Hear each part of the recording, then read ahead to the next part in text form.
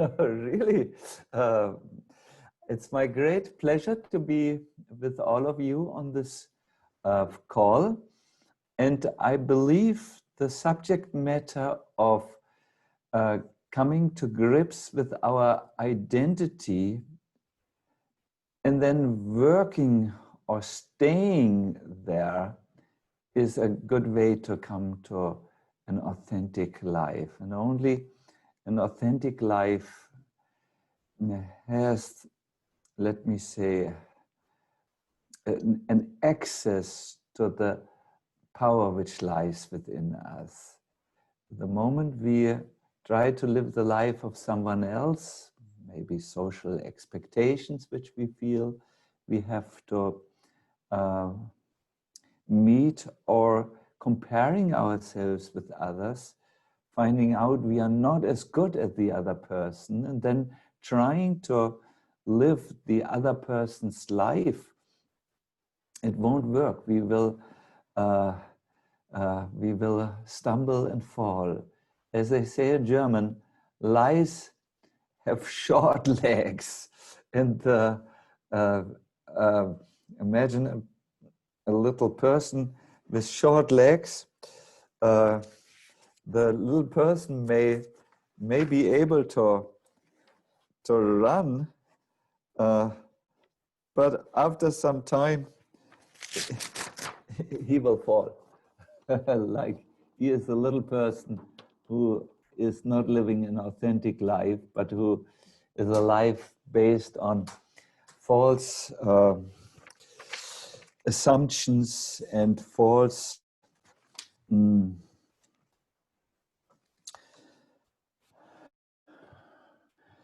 falsity. Only someone who lives an authentic life will be able to come to his best situation. Now, I would like to go right into the subject and share things with you which I believe will be of important value for you. Namo Vishnu Padaya Krishna Prishtaya Bhutale Srimate Bhakti Vedanta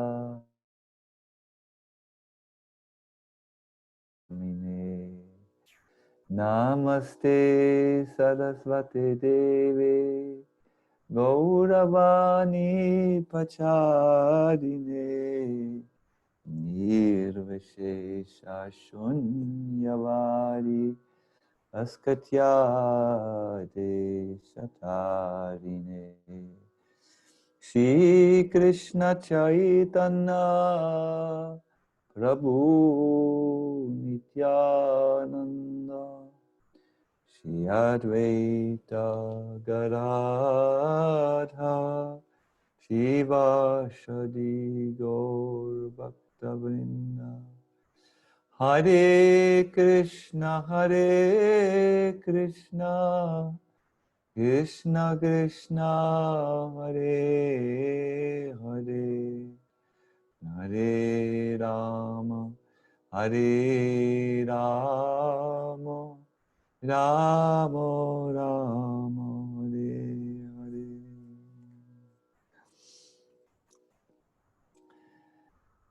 Not so long back, I received a letter from a student who was asking herself about her identity.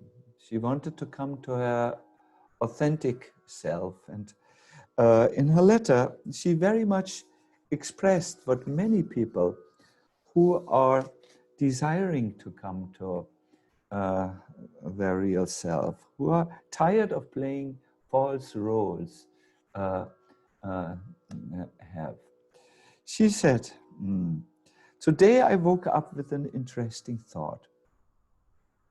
What if I'm living a life that had nothing to do with who I am? Am I Andrea Schäfer? No, she wrote, that's only a name in the passport. well, am I born, no, well, am I a student born in 1998, studying at the moment medicine? Am I that? I don't think so. That's only what I like to do at the moment. I also like to play piano, go out with my friends and look at movies. Is that who I am? No, these are only experiences which I have. But who makes these experiences? Who hears through my ears, moves my hands, sees through my eyes? Okay, maybe I am my thoughts, my feelings, my emotions. These are also only experiences. So I'm not my adventures, not my misadventures, not my memories, my likes and dislikes, my feelings of loneliness or satisfaction. I'm not these passing things, so let them not define me. I thought this was very nice. She really thought deeply about life, and I remembered when I was young, I had written a little piece of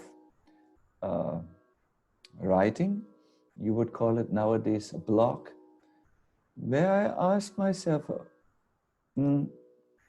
I've gone through so many phases of life. I was a young person going to school.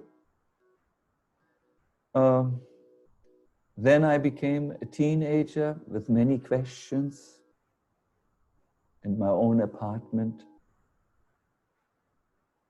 And now I'm in my middle life. But who's that person who's not changing throughout all these experiences? I could continue now this piece of writing and say, and now I'm 66 years of age. And when I visited my father a month ago, he told me, when I was so young as you, 66 years, I thought I would never die, but now I'm 95.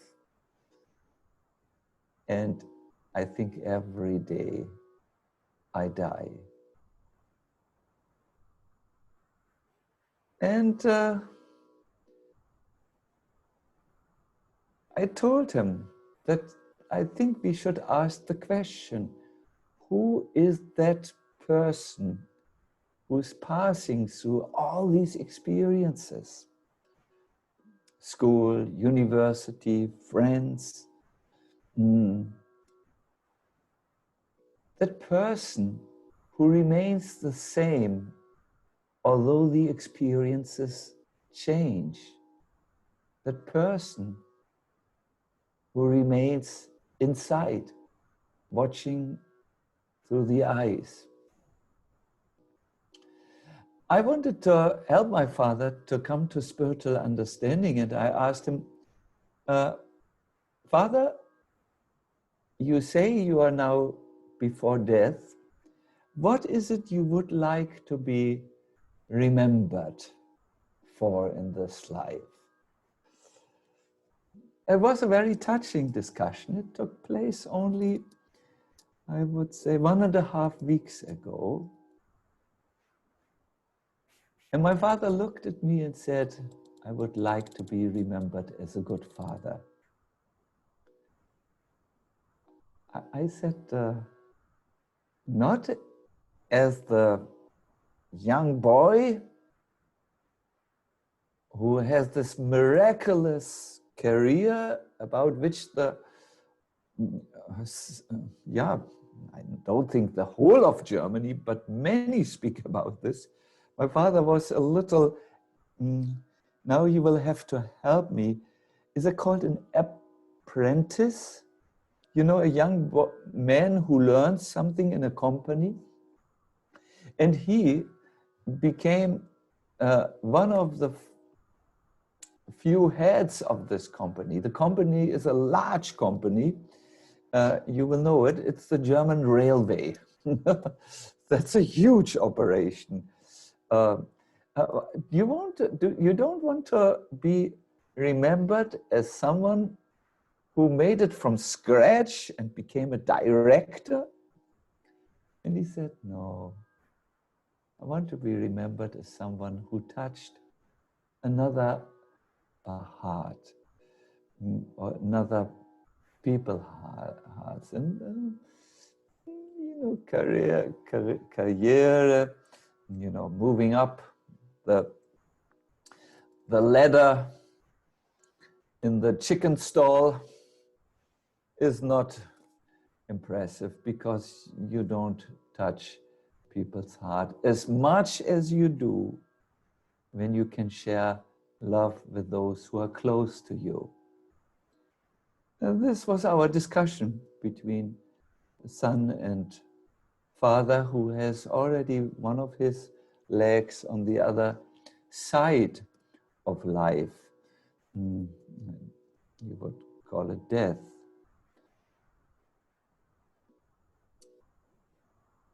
But let us return back to our question. Who is the you who is speaking to me? Who is the Radha Bhakti whom I know since a long time? We had communications in the past when she invited me to join the Toronto Ratha Yatra. It must have been now, I don't know, 15 years ago, really quite time. Who is looking at me from through the eyes of that person?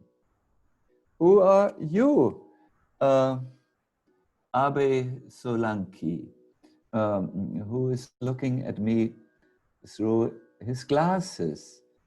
Malvika, Nitilam, who are you? So many, the time has given so many things to us, coming and going. Who's inside? That is very nice. Let me go back to the letter of Andrea. Is she her name? Or are you your name? Is she her skills or things she does, like playing piano? Are you your skills? Is she her many experiences which she has with her friends? Is she her thoughts or emotions? Are you your changing thoughts and emotion? Who is she? Who are you? And you all have heard the philosophy of Krishna consciousness, that we are not the body, we are not the mind. But so often this philosophy goes right through one ear and through the other ear. I will ask the question in a different way today. I want to ask the question, who's the person inside? Who is making experiences and who stays the same when everything around changes? This is a very important question. I want to help you to come to a very good understanding and would like to make, as I am, by the way, known to do a little meditation. Is it all right? Because I wish you to give an answer to this. Abe, you have a guest, so please give him a chair so that he can sit nicely. Please join us for this meditation. It will be good for you. Hmm. Please stop multitasking now. Sit erect. Thank you. Welcome, welcome, welcome. Yes. Sit erect, but comfortably. Sit straight, no? Gently roll your shoulders back like this. Open your chest. And when you are ready, close your eyes. We will make a little journey inside. Take a few deep, relaxing breaths.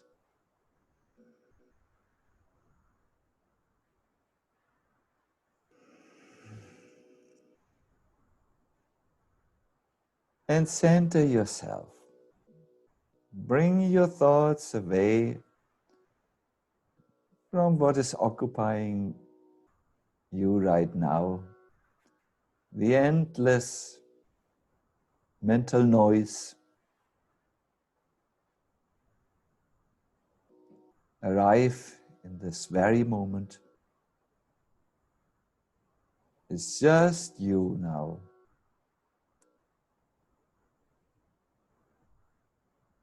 Feel the sensations where you sit.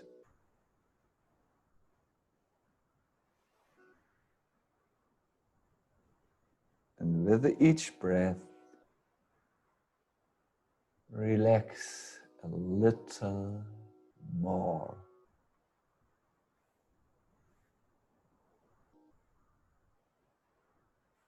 Relax some more. Give your entire body a chance to repose.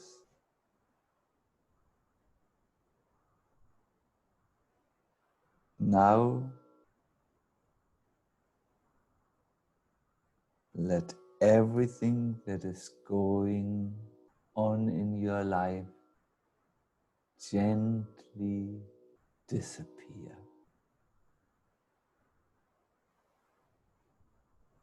Your job or your university study, gone. Your plans for a moment, gone. Your various relationships,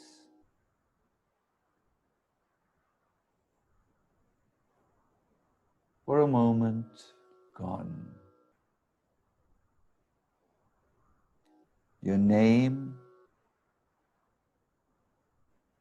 and achievements, gone.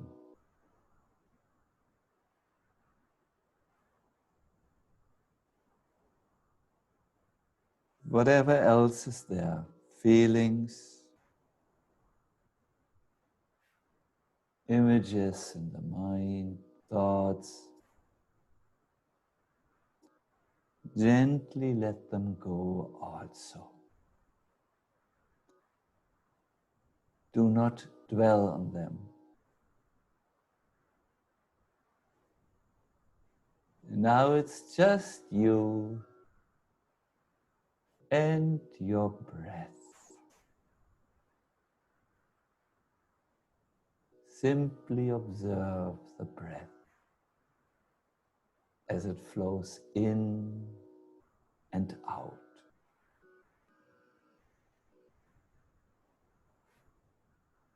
You're completely by yourself and with yourself. No need to play a role. You're just by yourself and it's fine.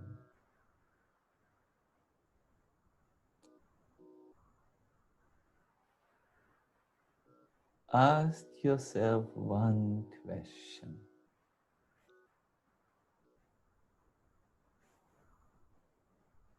Who am I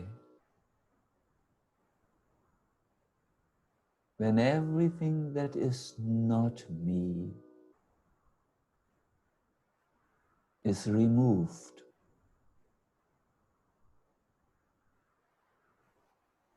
Who am I in my essence?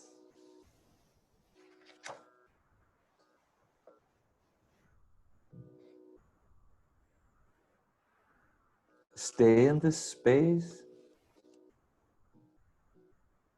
and gently try to become aware of your natural self.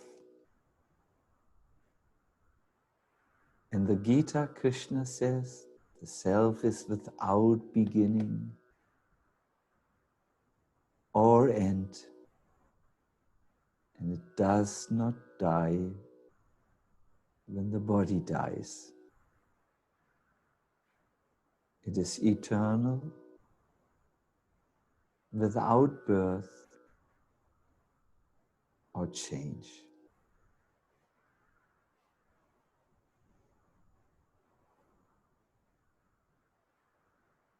You may also turn to the Lord in the heart and say a prayer, but remain for a moment in this space. Ask yourself again the question, who am I when everything that is not me is taken away? What is left then?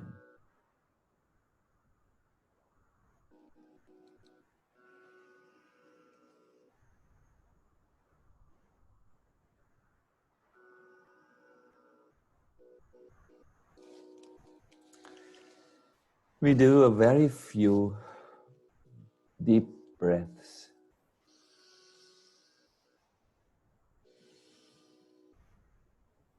Two more.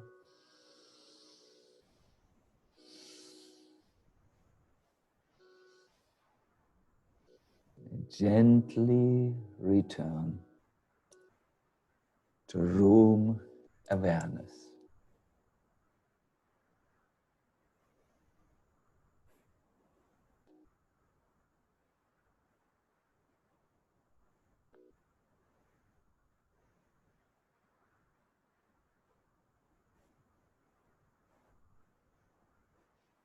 Please gently open your eyes. Give yourself a little time and then we will continue.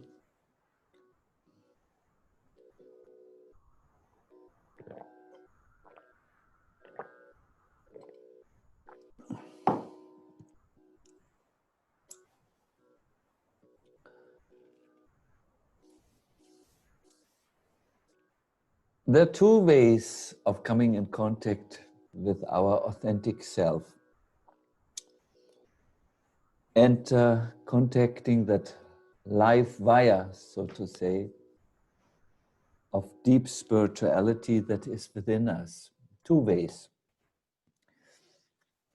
One is to take things away that are not me.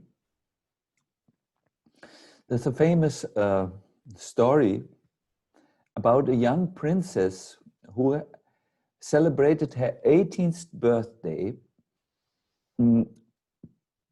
and it was a very wonderful occasion for her, where she was able to present her poems to the artist of her country who had been invited. She celebrated it, but when she came to her sleeping room and put herself on the bed, something very disturbing happened. There was a voice, and the voice asked her, who are you? She was really shocked. She jumped out of the bed and looked under the bed and behind the curtain. No one there. She thought, maybe I'm a little bit overworked. She went back to, tried to go back to sleep, but again she heard the question, who are you? I will not give you any peace before you answer this question. And she said, who are you who's asking the question? And the voice came back and said, I'm yourself. Nonsense. I am myself, said the princess. I'm not schizophrenic. But the voice said, what you think is yourself is only one of your many masks. Who are you? She was so disturbed. She jumped out of her bed, ran out of the castle into the large park, and finally arrived at a place where she had played in her childhood. These were the ruins of the castle which was there before, the castle which her father built. And there she fell into a restless sleep. And in the sleep she had a dream where she saw someone bound to an iron ball by a chain, just looking very fragile towards her. And when the eyes met, she could see, that's myself, bound, chained, forced to do so many things, a slave. And she cried. She cried until the morning. As the sun rose, the bushes parted and a saintly looking elderly man came out and just looked at her and said, have you heard the question? What question? She asked. Who are you? And she said, yes, but what does this all mean? And who are you? She was exhausted. And he said, you're the right person. Come with me. So she followed him. He looked very trustworthy. He was an elderly sadhu. And was led by him to a lake. Look into the lake, he said. And when she looked, she expected to see her beautiful face. Princess, 18 years old. A lady who knows the skills of poetry. But what she saw instead shocked her. She saw a face looking back at her that was entirely vain. Is that an English word? Vain, from vanity, no? Self-conscious, plagued by many, many, many thoughts. Am I good enough? Do I look well enough? Do people like me the way I am? That and yes, I'm a princess. That type of image looked back. The sadhu said, Princess, do you want to be that? And she said, no, no. So the sadhu took the face out of the water and just blew like this. And the face disappeared. Look again. She looked again, and there, on that day, my dear listeners, she saw 30 of her faces, of her masks, of her roles, of her wrong identification that had nothing, absolutely nothing to do with her authentic self. She had learned the social conventions. She had learned to fill the roles which the society expected her. She had learned, to work, but she had not learned to find her own self.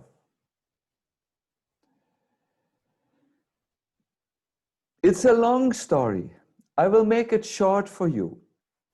The story ends with all the superfluous, false identifications removed.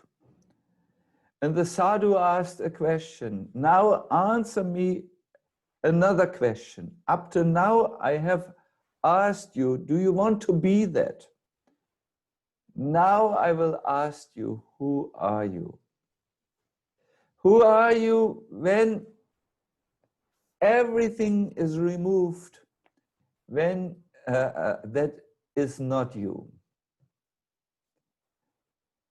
It took her the answer didn't come quick.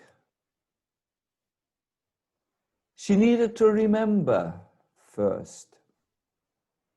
She remembered the time when she was with her father at the temples. She remembered when she sat alone before the deity.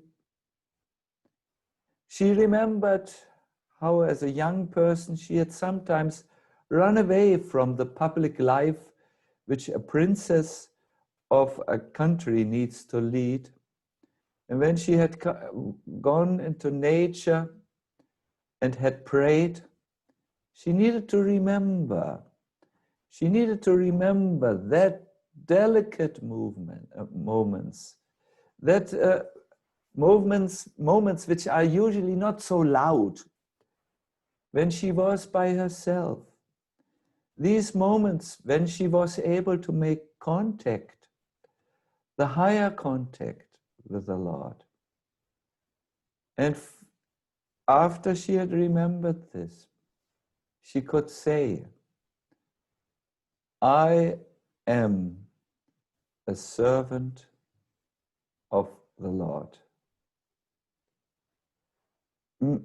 My dear people, digging for your authentic self is often something like digging for well water. Radha Bhakti has visited us in Germany, and I believe, Radha Bhakti, you have also visited Goloka Dham. Am I true? Yes, I see her nodding. That's a beautiful project which the devotees have, which they use as a temple, has a guest house, and we've just received a huge donation. If I would tell you how much, you would faint. And we are now building other guest houses. We are building a yoga pavilion. The public is very interested to learn about bhakti in a, a relevant way, or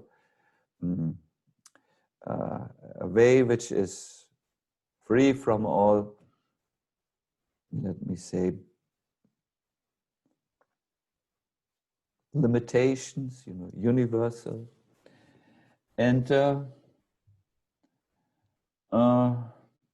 There, we wanted to have our own drinking water because this place in Germany is known as having many good sources, many good, very good water.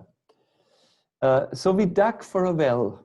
We first had the men come who, I do not know the word, you know, they go with a little thing, with a little piece of wood like this, and then when the wood starts to dance, it's like a little fork, and they hold the two ends, and then when there's water, it starts to dance.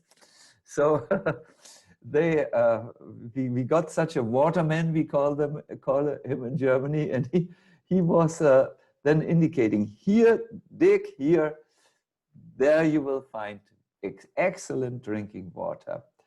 We did so, and we are happy to say we have a beautiful well now there, and you should all visit us and drink from this well and become healthy and happy and wise in your life. So, but I remember when we were digging for that water, oh, it was not very easy because we had to first go through layers of earth, then through gravel, then through wet clay, then some water came, but it was muddy, and then we had to go even still deeper, and then, wow, we got this very good under earth water.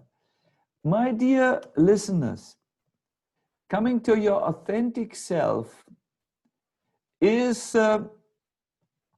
also a process.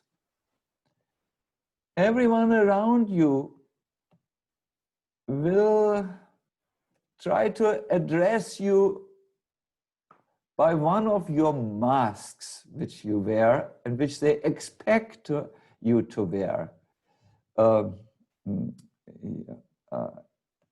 But coming to your authentic self means to dig a little deeper, and it's worthwhile because when you find your authentic self, you're satisfied in all circumstances. The Bhagavad Gita describes people who are like this. They, what do they say? Brahma Bhuta Prasanna Atma. They're extremely happy. They never lament. Whatever life throws at them, no problem. They have no desires, no cravings, which drive them crazy, because they found what they need, the authentic self, which is full of inner knowing and so much full of happiness. And when you come there, you come to the place from where you can really find bhakti or devotional service to Krishna. It springs forth from the freed self, the unfettered self. So I want to offer you, yes, we are in good time, 2 suggestions that you can do now. Those who like to take notes, this is a good time to take notes. The first suggestion I want to give to you is the emotional traffic light. And the second suggestion which I want to give to you is nourishing and strengthening yourself. Very quickly about the emotional traffic light. Mostly we lose it and are no longer centered in contact with ourselves when there are circumstances that unsettle our mind and mostly unsettle our emotions.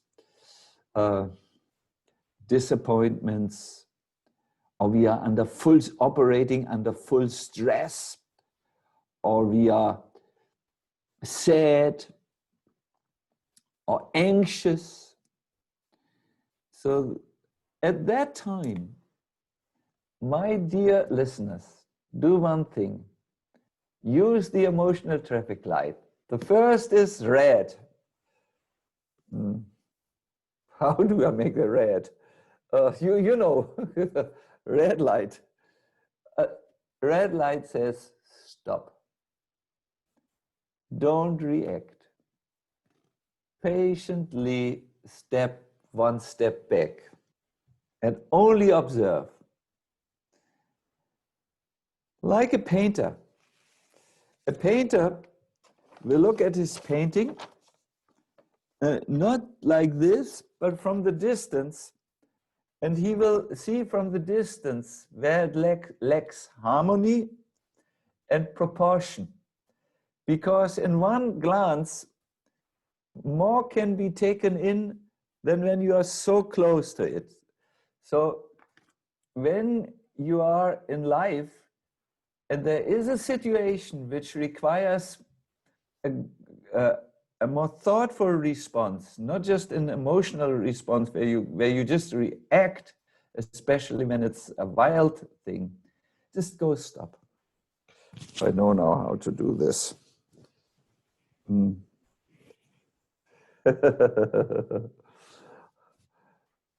What? How? Oops. Oh, I can't do it. Here, yes. Stop. Like on the traffic, you know. Then the next thing is yellow. Maybe like this.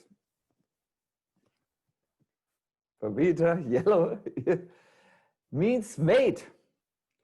And during this period, you think, what could be a more beneficial reaction to the situation?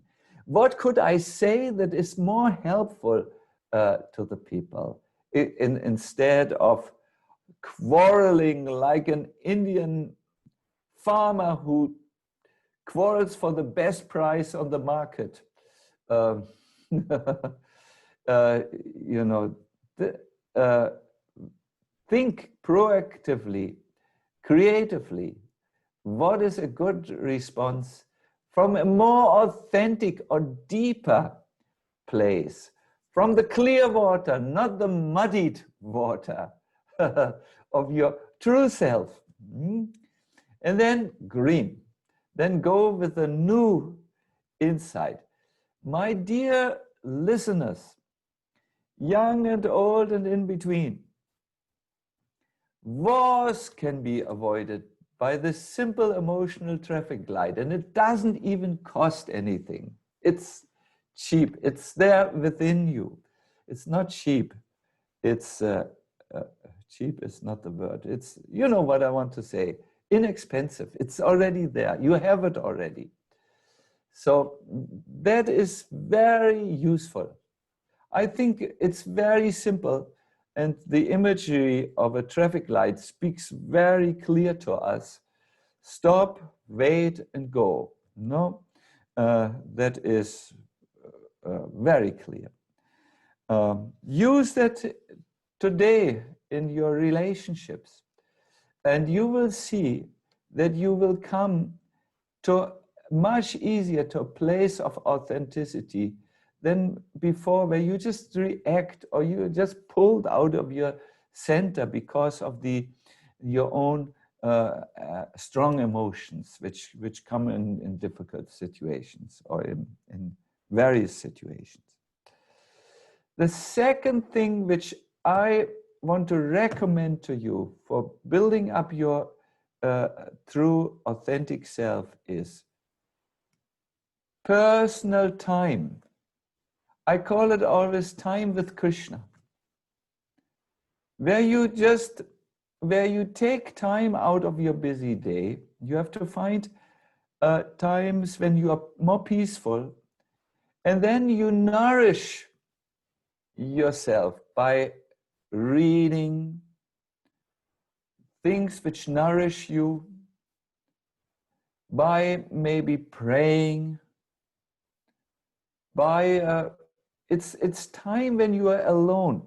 Even what you can do is you can put during this time the little distraction monster away. I guess you all have a distraction monster in your pocket. Put it away. Do something almost like we have done before, where you take away everything that is not you. Remember the princess and how mask after mask went away from her. And you just have me time, or me time is not good. You can also call it me time, but I want to call it time alone with Krishna. And that will nourish you, because Krishna gives to his devotees, or anyone who comes to him, 4 things. Anyone who turns to him will first of all feel, oh yes, he's there. The second is, he will or she will feel accepted like they are. Krishna knows you very, very well, and he accepts you nevertheless. Sometimes we think we have to hide ourselves so that the world will not find out what a fool we are. Krishna knows you and loves you just like you are. Acceptance. And the third thing, when you turn to Krishna, is you have a feeling of confidence. And the fourth thing is he protects. These are 4 extraordinary qualities of the Lord, which he is ready to display to anyone who turns to him. And we immediately grow in such an atmosphere where we are accepted the way we are, an atmosphere where confidence is given to us, and where we are also protected. So 2 things which help you in your search for authenticity. One is the emotional traffic light, so that you are not constantly pulled out of your center. And the second is shelter at Krishna's lotus feet. Everyone can do it, in whatever culture they are, in whatever setting they are. They will feel this acceptance, the way they are, confidence, and protection. Good. This is what I wanted to share with all of you. I have a little manager here next to me, my alarm clock. I think we have now time for question and answers. Let me just go, Krishna. How long do we go with this? To 8 o'clock. So please, I believe our host, Nitilam, you will tell me the questions which have hopefully arrived. Yes. Hopefully I have not bored all of you totally. And we will now try to answer them. Yes, please speak. Thank you so much, Maharaj. That was a very wonderful session. Really, thank you for so many wonderful insights and realization. So the first question that came in is, how can we differ our past selves when we were committing offenses from our current selves, which are better? Because is it not the same person? Nitilam, you have a German-speaking person before you. My English is what it is. Can you just translate this very clearly into simple words? Please do this. If I understand, it says,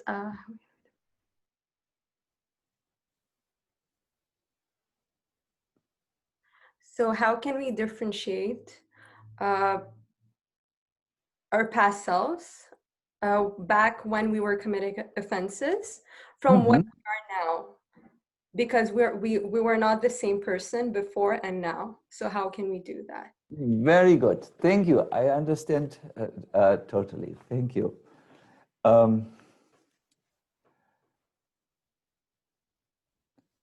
My dear listeners, we all have done mistakes. We all have committed things like offenses, knowingly or unknowingly, when we didn't use the emotional traffic light. We all are faulty living beings. When you see that in the past you have made grave mistakes, the best is a twofold action, so that you can go on and do not leave entangled relationships or unfulfilled karma. You can go to that person and say, I'm very sorry. I said what I said out of ignorance. It must have been hurtful. Please forgive me. And then sometimes, most of the time, people will forgive you, but sometimes they will not forgive you. But you have tried your part, and then move on. Krishna doesn't make a list of your offenses. Krishna makes a list of what you did well. There were once two devotees, Rupa Goswami describes about this, speaking about, why are you a devotee of Krishna? And the devotee said, well, Krishna's qualities are such that even if someone made the worstest of offenses, Krishna is prepared to overlook them. And if someone only did something tiny little bit, which was good, Krishna thinks that's the greatest thing. You know, Krishna has a different perspective, and also true devotees and saints and elevated people have a different perspective. They don't count our faults. They count what we do right. And they magnify it.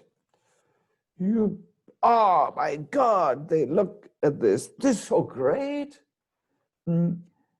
Because they want to benefit us. So I know in our movement we talk a lot of offenses, and there is a place to talk about it, because we should try to do things as good as we want.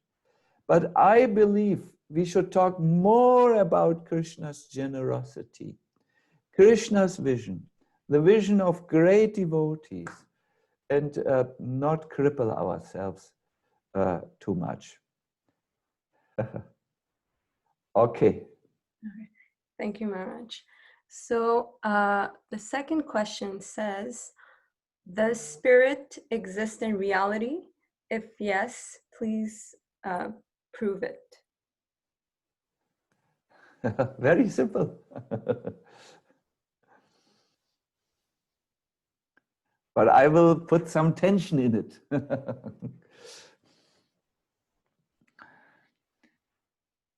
I had been invited to a conference in Germany with quantum physicists.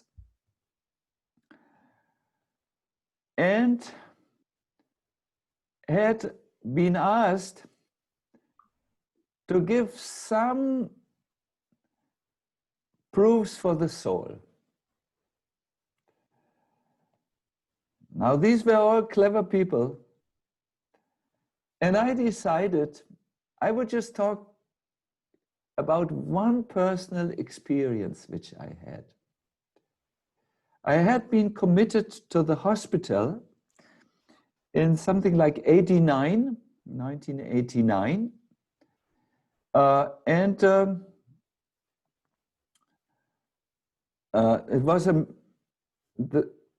It was a major surgery because 3 ailments were covered. The ailments were not so heavy in itself. It was hernia, and then a torn ligament, and then some removal from of a good tumor, you know, not cancer. But one is better, it's better to remove all types of tumor in case they turn around. So I needed a full narcosis, totally out. And I was given the narcosis by a doctor from Sweden who was learning in Germany to do this. It was one of his first narcoses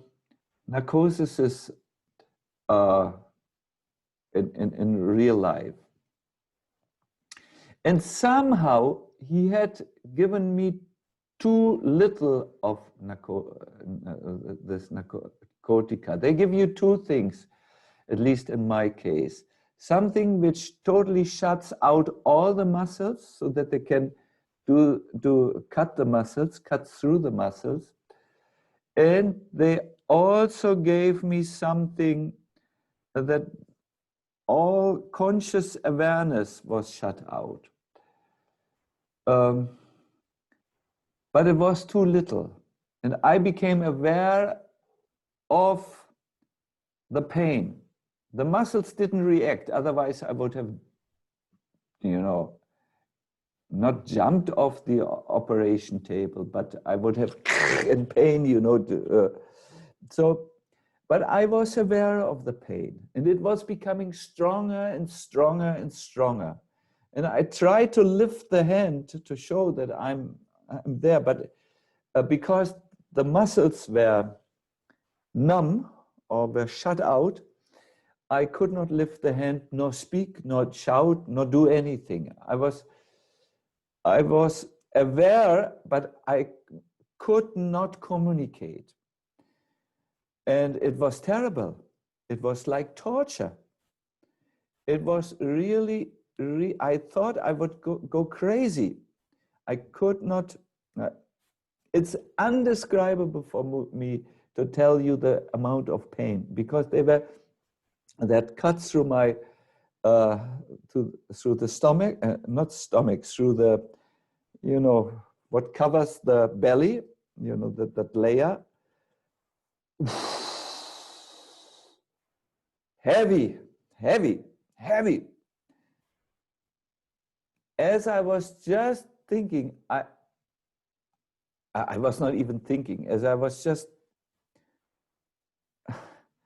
how can I describe this to you? You would say in Canada, freaking out, but I couldn't say it.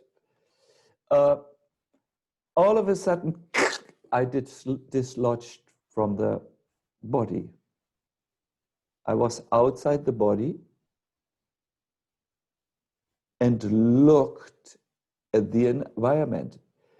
Mind you, I didn't look through the perspective of the eyes. I looked down from a totally different perspectives where there were no eyes. My eyes were looking up. I was on the surgeon table. And I could see everything.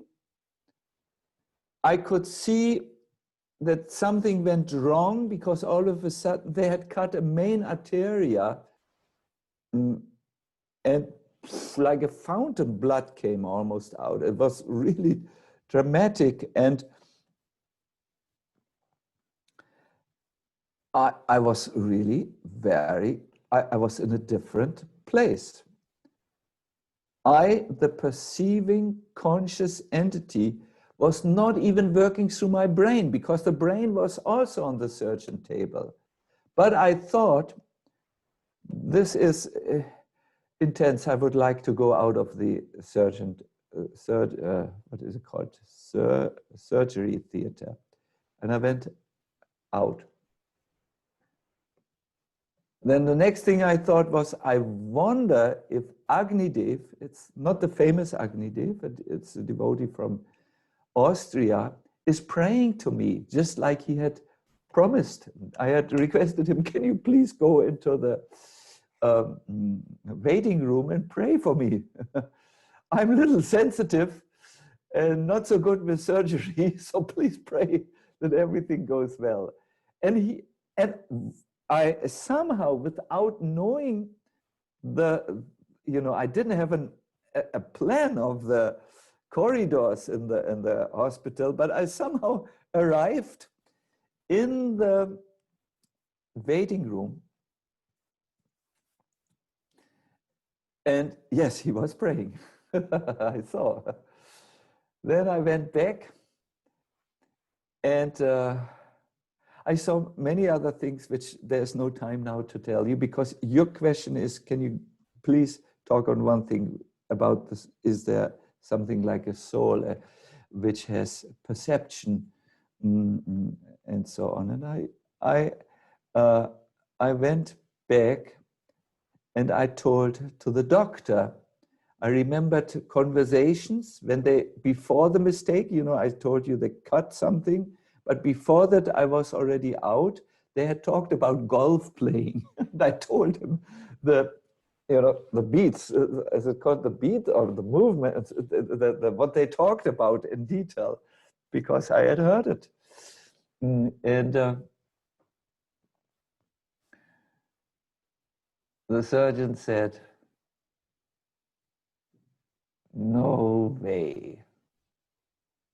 They said, "Would you like to hear more of what I saw?" I told him everything. And he phoned me after 2 weeks and said, "Can you please come over? This really changes my paradigm." And I had to tell him everything again.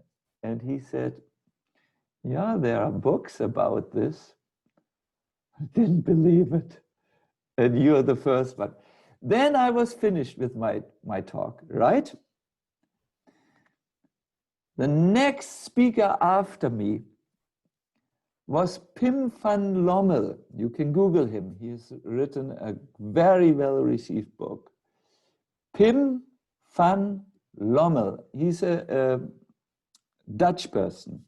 Maybe you can put him in the chat, Gurkrishna. Pim, P-I-M, Van, not Von, Van. He is a surgeon, listen to this, who does cardio. He's a cardiologist. Is that the right English word? And he, in his practice, has seen many, many people who clinically died, left the body,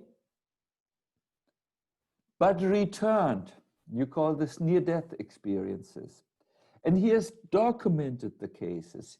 He has interviewed the patients, and all is according to very strict scientific guidelines, which are called non-falsifiability. It's really sure. And he said, wow, what the monk said is what I have investigated during my practice.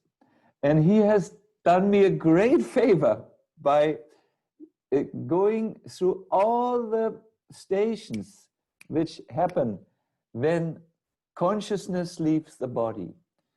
And I want to now start where he has ended and describe from my research how we have to accept there's consciousness beyond the brain.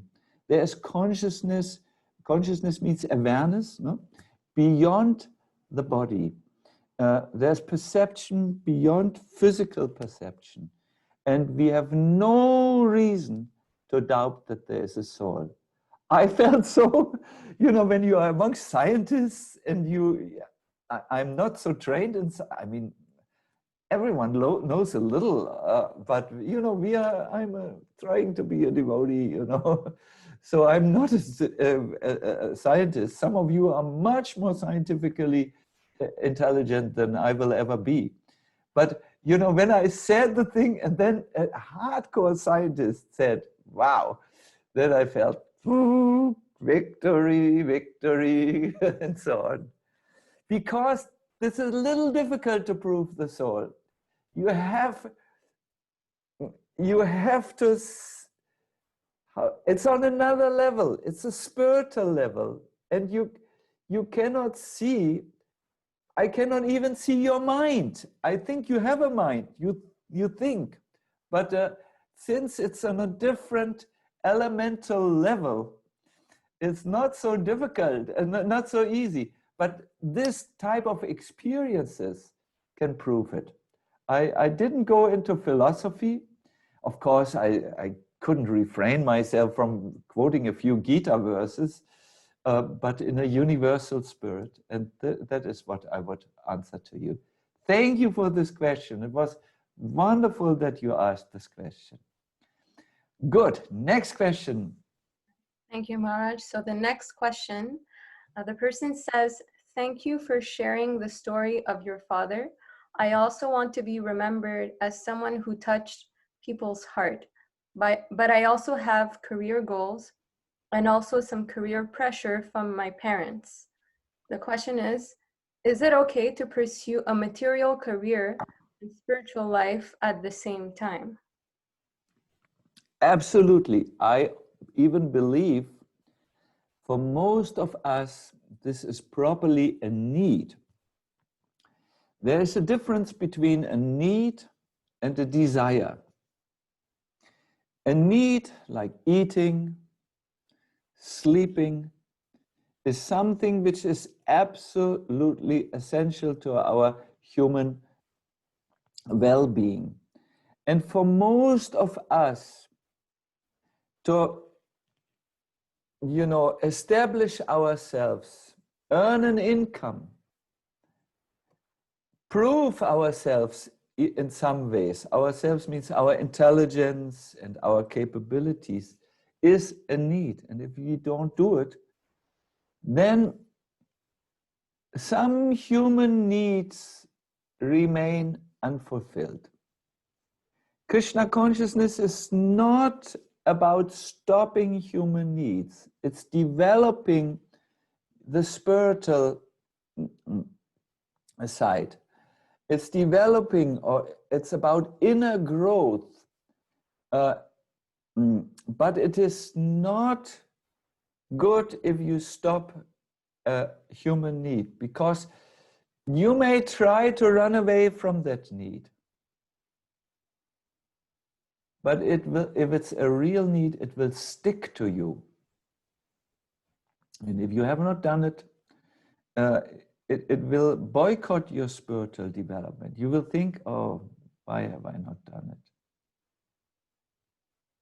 I have seen this with young men in Krishna consciousness who thought, we are not the body, we are the soul, so why should we enter a married life? Because the married life is based on the differentiation between a man and a woman. Otherwise, you don't marry. It's on the physical platform. And they have not done it because they thought this need is not necessary. And they have postponed it and postponed it. But after some time, the need, which had stuck to them, had been so loud that they were disturbed in their spiritual pursuit. Let me give you another example. Let us say you think, well, I'm not the body, I'm an eternal part of Krishna. Let me not sleep. This is only for the body. My dear listeners, after some time, your sleep deprivation will seriously stop you in your pursuit. You will feel too tired, and if you continue to ignore that, your nerves will become very thin and very weak, and you harm yourself. Needs are to be fulfilled. Therefore, look at the Vedic scriptures. They say, as young people, most probably everyone has a need to, or most have a need to live in companionship, and marry. then there needs to be some income. So that should be taken care of and addressed when we are young, when we have the energy from 25 to 50.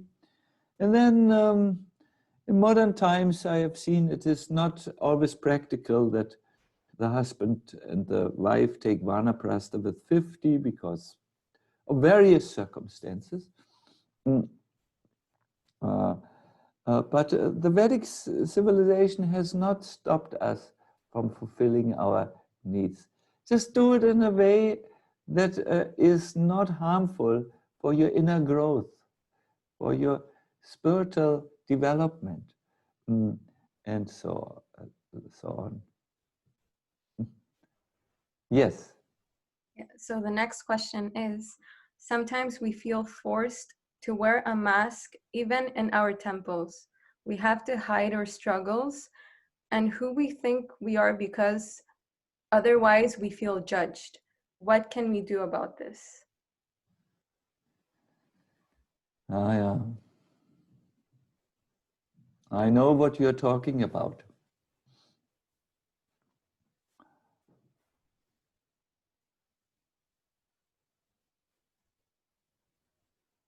Yeah. When you are dressed in a way which is different from going into the temple.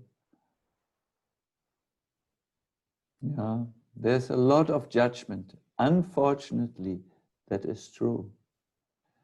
I believe the cause of this needs to be seen.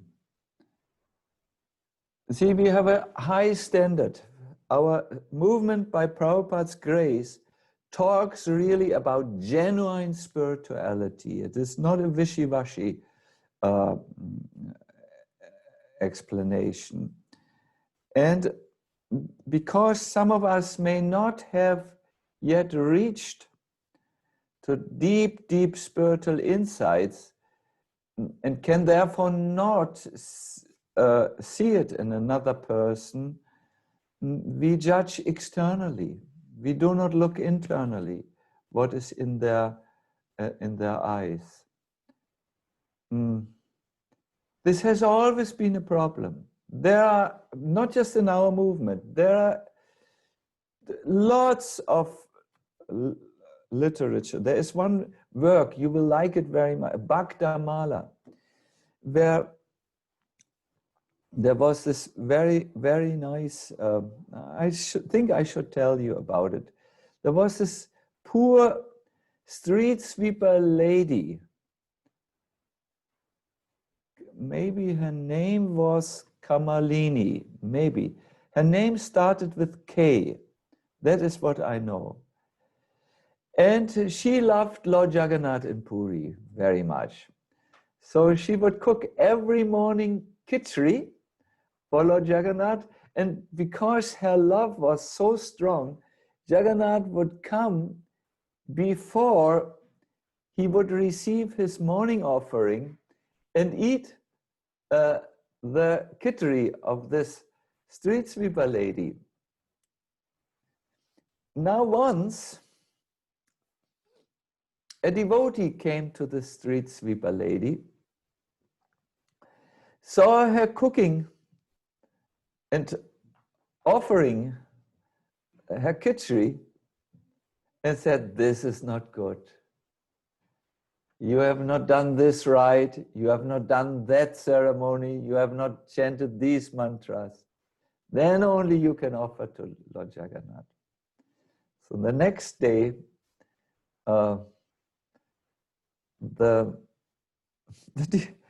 she did that. But as a result, she was late. And then when Jagannath came, he ate the khichdi, but he could not even take the remnant of khichdi from his mouth. It got stuck there. And he returned on the altar without having washed his hands, and there was a speck of khichdi.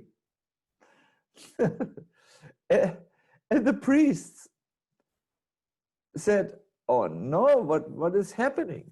And then Jagannath communicated to the king and said, "I am I was late, and I had this kittery here because I was at the house of my devotee who chanted with love. But then there was a devotee, another devotee coming and saying, you must do this ritual and that rite and those mantras and that and that and that. And therefore she was late, and therefore I was also late. I could not even wash my mouth. And then Jagannath said something wonderful. He said, it is not good to criticize another devotee for his or her way of worship. I do not wish that. Everyone can express their bhakti in their way. So those who look upon you with scornful eyes, they want that everything goes well, but they can only judge externally. They do not know, do not know that you came in the temple to finally see the deities, to participate in the kirtan maybe, or meet other devotees and talk with them, important discussions. Don't be angry with them. They want only the best. But and be clever a little bit. When you go to the temple, you go to the house of the Lord where there is a certain way of doing things, then you may dress in a way that doesn't raise an eyebrow and do things that will not, if you're strong inside, that will not interfere with your authenticity. I think it's wise, it's normal. When we go to, you know, I go once a year into the church and I behave properly. I do not jump up and down and chant Hare Krishna. I'm dressed in dhoti, but I do everything. I pray and I sing the songs in the church because the people appreciate and so on. But I remain myself.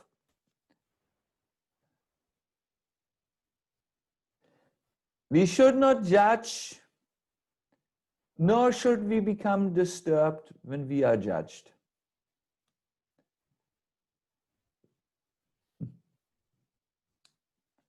Perfect. We have one last question. Yes. It's the topic of mental health is not always addressed within our Krishna consciousness community. Maharaj, what are your views on that, and what are some recommendations you can provide for youth to care for their mental well-being, particularly in our society? I thank you very much.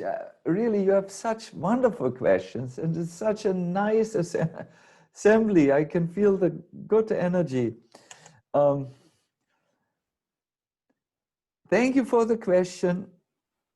My answer is live the tree of life. What is that? Every human being has 4 types of areas where he or she must look for well-being. Spiritual, physical, emotional or mental, and social.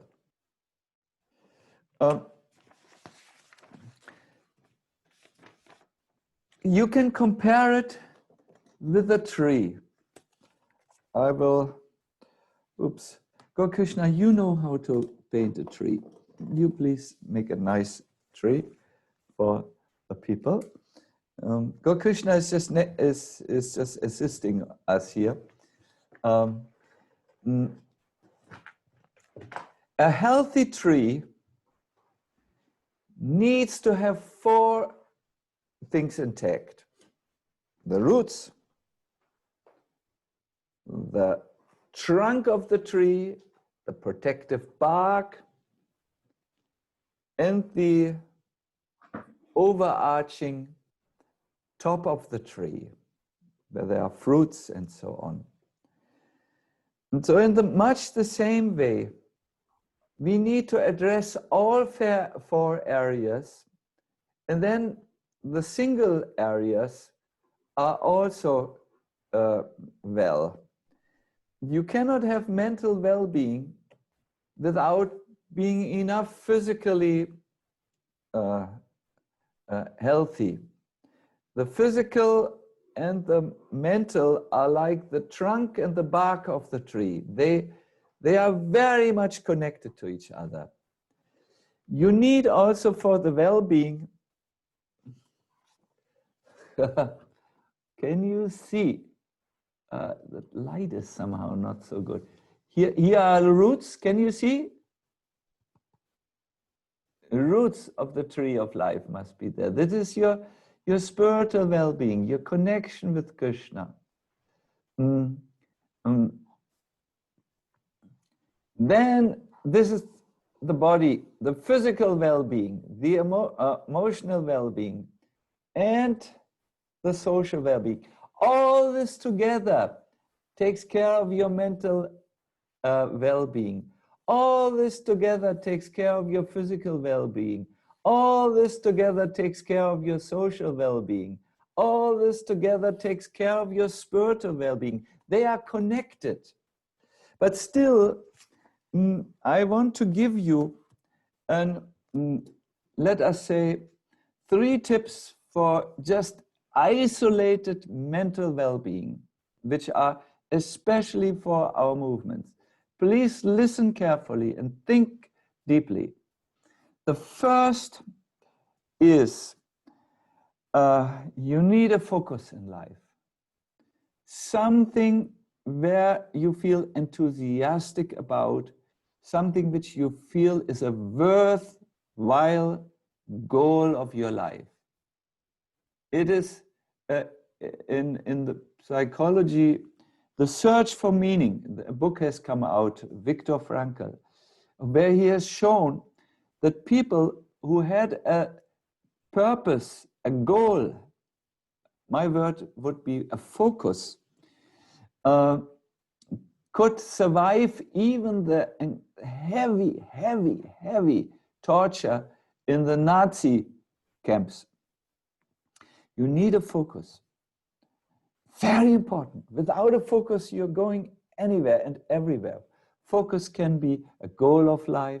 Focus can be a rewarding, nourishing relationship, or relationships, plural number.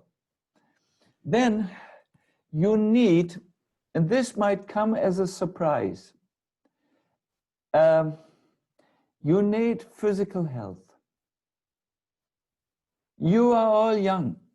I cannot talk about workouts for ladies, but for men, you know, what is it called? When you go, squats, the other, push-ups, and this coming forward. What is it called? Crunches. We get them together. It's a good workout. Walking regularly, running maybe, very important. People, there is a relationship with depression and not moving. People who don't move, whose circulation is not going on, they tend to be more depressive, more negatively organized. And the third thing you need to do, listen very carefully, please. I'm very invested in this. Stop the negative mental noise which is in there. These things which always tell you you're not good enough, comparing yourself with the achievements of others.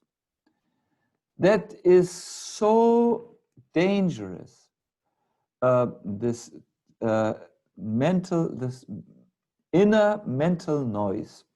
You have to stop it and replace it with something different. That's why I think it's so important that we read in the you know, in these uplifting works like the Bhagavad Gita, the Bhagavatam. These are wisdom traditions, my dear people.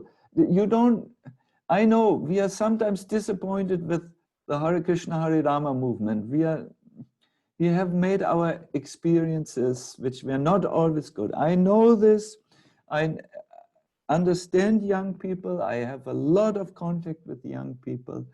But you can't throw away the baby with the dirty bathing water. There are really, the wisdom traditions have helped people throughout the thousands of years to remain on a positive course.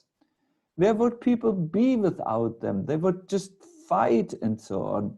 And they wouldn't know any positive thing, any good thing, any development of inner growth. So therefore, either you will replace the negative chat, inner chatting, with something positive, or as I do, I'm of course a monk, I know, but I think it is relevant.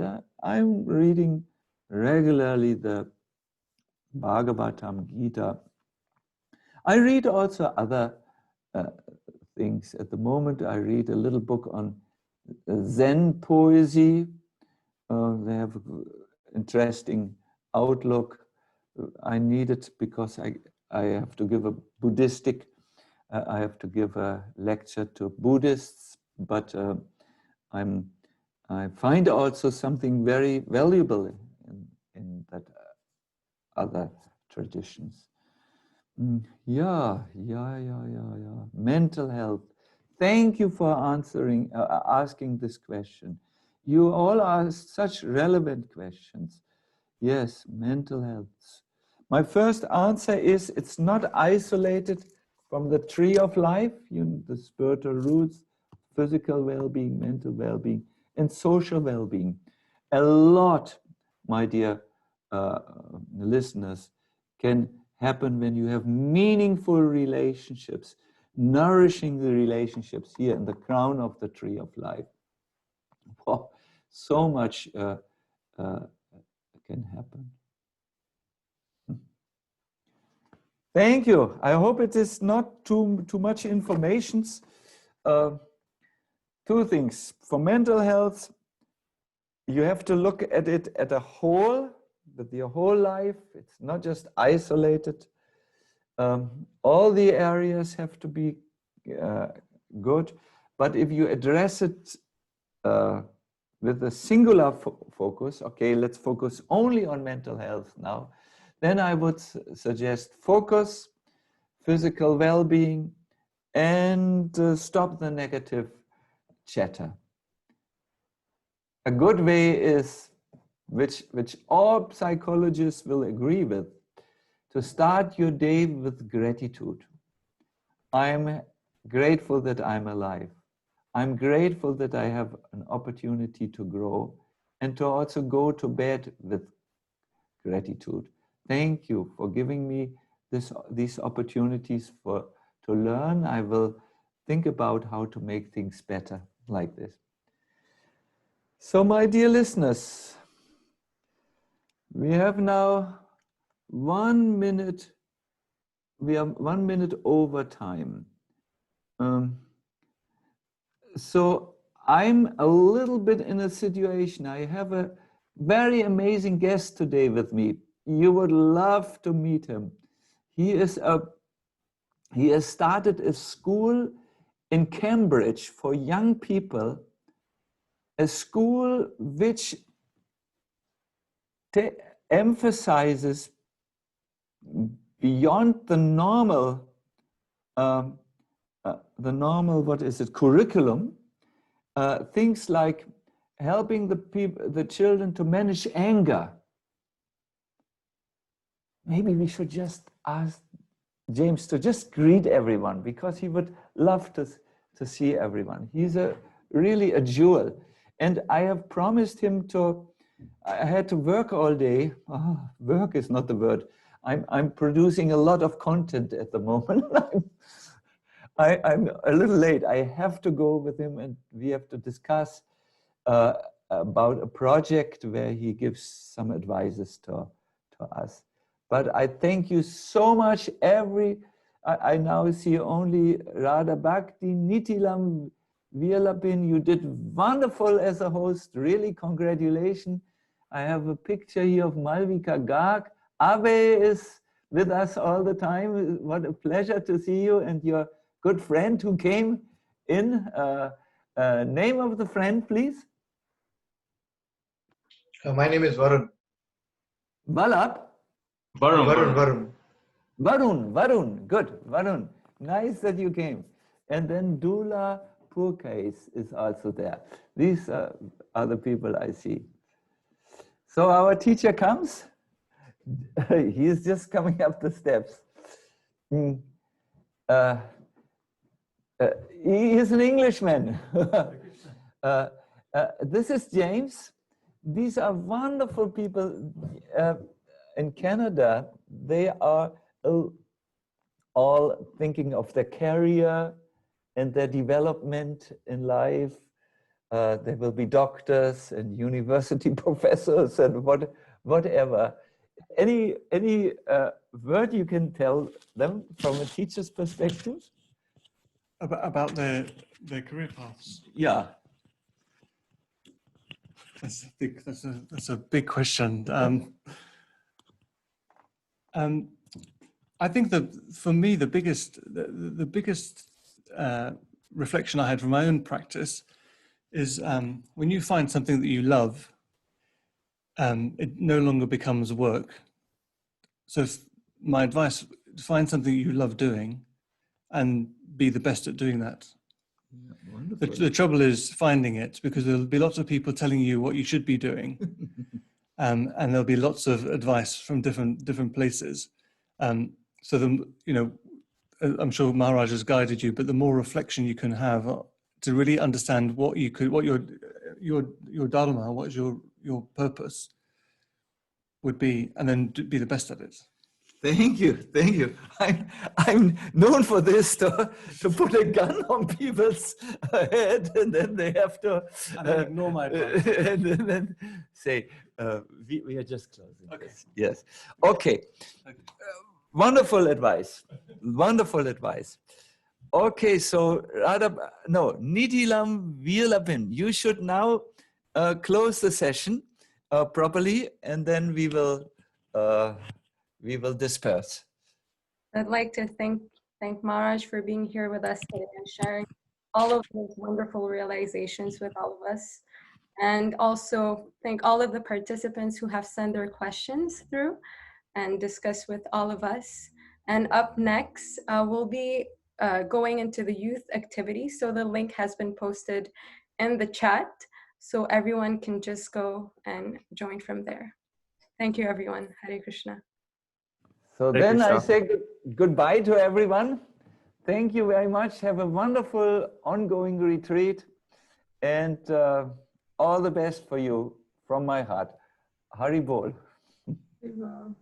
Thank you. Haribol. Krishna. Hare Krishna.